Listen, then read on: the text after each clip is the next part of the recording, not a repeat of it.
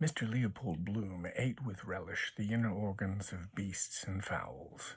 He liked thick giblet soup, nutty gizzards, a stuffed roast heart, liver slices fried with crust crumbs, fried hen cods, roes.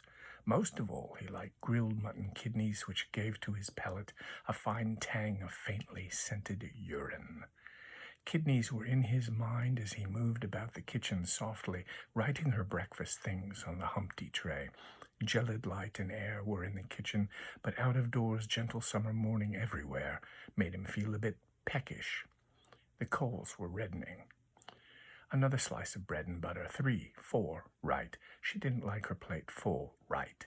He turned from the tray, lifted the kettle off the hob, and set it sideways on the fire. It sat there, dull and squat, its spout stuck out. Cup of tea soon. Good. Mouth dry. The cat walked stiffly around a leg of the table with tail on high. Meow. Oh, there you are, Mr. Bloom said, turning from the fire. The cat mewed in answer and stalked again stiffly round a leg of the table, mewing. Just how she stalks over my writing table. Prrr. Scratch my head. Prrr. Mr. Bloom watched curiously, kindly the lithe black form, clean to see the gloss of her sleek hide, the white button under the butt of her tail, the green flashing eyes. He bent down to her, his hands on his knees. Milk for the pussins, he said. Meow, the cat cried. They call them stupid. They understand what we say better than we understand them. She understands all she wants to, vindictive too, cruel, her nature. Curious mice never squeal, seem to like it. Wonder what I look like to her. Height of a tower? No, she can jump me. Afraid of the chickens she is, he said mockingly. Afraid of the chook-chooks. I never saw such a stupid pussins as the pussins. Meow, the cat said loudly. She blinked up out of her avid, shame-closing eyes, mewing plaintively and long, showing him her milk-white teeth. He watched the dark eye slits narrowing with greed till her eyes were green stones. Then he went to the dresser, took the jug Hanlon's milkman had just filled for him, poured warm-bubbled milk on the saucer, and set it slowly on the floor. Grrr, she cried, running to lap. He watched the bristles shining wirily in the weak light as she tipped 3 times and licked lightly. Wonder is it true if you clip them they can't mouse after? Why? They shine in the dark, perhaps, the tips, or kind of feelers in the dark, perhaps. He listened to her licking lap. Ham and eggs, no good eggs with this drought. Want pure fresh water. Thursday, not a good day, either for a mutton kidney at Buckley's, fried with butter, a shake of pepper, better a pork kidney at Drugach's, while the kettle is boiling. She lapped slower, then licking the saucer clean. Why are their tongues so rough? To lap better, all porous holes, nothing she can eat? He glanced round him. No. On quietly creaky boots, he went up the staircase to the hall, paused by the bedroom door. She might like something tasty, thin bread and butter she likes in the morning, still, perhaps, once in a way. He said softly in the bare hall, I'm going round the corner, be back in a minute. And when he had heard his voice say it, he added, You don't want anything for breakfast? A sleepy, soft grunt answered, No, she didn't want anything. He heard then a warm, heavy sigh, softer as she turned over, and the loose brass quoits of the bedstead jingled. Must get those settled, really. Pity. All the way from Gibraltar. Forgotten any little Spanish she knew. Wonder what her father gave for it. Old style. Ah, yes, of course. Bought it at the governor's auction. Got a short knock. Hard as nails at a bargain, old Tweedy. Yes, sir. At Plevna, that was. I rose from the ranks, sir, and I'm proud of it. Still, he had brains enough to make that corner in stamps. Now, that was far-seeing. His hand took his hat from the peg over his initialed heavy overcoat and his lost property off a second-hand waterproof. Stamps, sticky back pictures. Dare say lots of officers are in the swim, too. Course they do. The sweated legend in the crown of his hat told him mutely.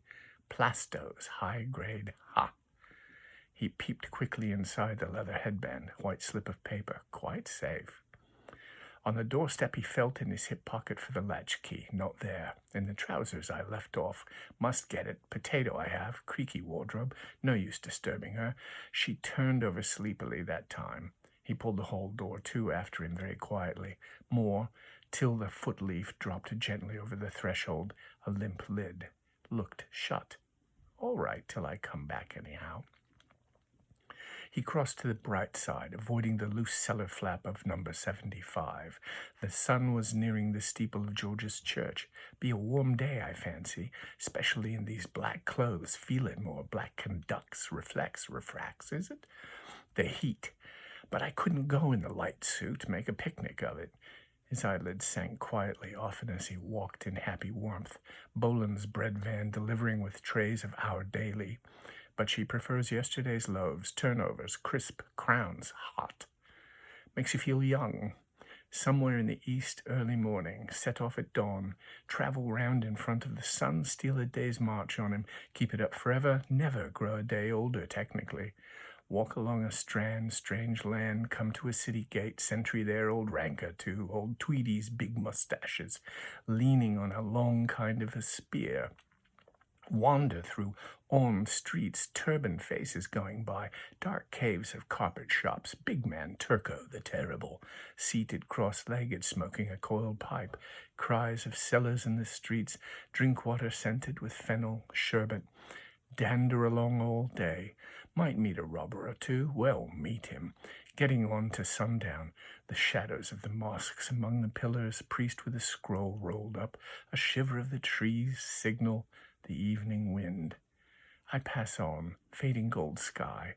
A mother watches me from her doorway. She calls her children home in their dark language. High wall, beyond strings twanged. Night sky, moon, violet, color of Molly's new garters. Strings, listen. A girl playing one of those instruments, what do you call them? Dulcimers. I pass. Probably not a bit like it, really. The kind of stuff you read in the track of the sun, sunburst on the title page. He smiled, pleasing himself. What Arthur Griffith said about the headpiece over the Freeman leader, a home rule sun rising up in the northwest from the laneway behind the Bank of Ireland. He prolonged his pleased smile. Ikey touched that. Home rule sun rising up in the northwest. He approached Larry O'Rourke's. From the cellar grating floated up the flabby gush of porter. Through the open doorway the bar squirted out whiffs of ginger, tea dust, biscuit mush. Good house, however, just the end of the city traffic. For instance, Molly's down there. No good as a position. Of course, if they ran a tram line along the North Circular from the cattle market to the quays, value would go up like a shot. Bald head over the blind, cute old codger. No use canvassing him for an ad. Still, he knows his own business best. There he is, sure enough, my bold Larry, leaning against the sugar bin in his shirt sleeves, watching the apron curate swab up with mop and bucket. Simon Dedalus takes him off to a tea with his eyes screwed up. Do you know what I'm going to tell you? What's that, Mr. O'Rourke? Do you know what? The Russians, they'd only be an 8 o'clock breakfast for the Japanese. Stop and say a word. About the funeral, perhaps. Sad thing about poor Dignam, Mr. O'Rourke. Turning into Dorset Street, he said freshly in greeting through the doorway, "Good day, Mr. O'Rourke." "Good day to you." "Lovely weather, sir." "'Tis all that."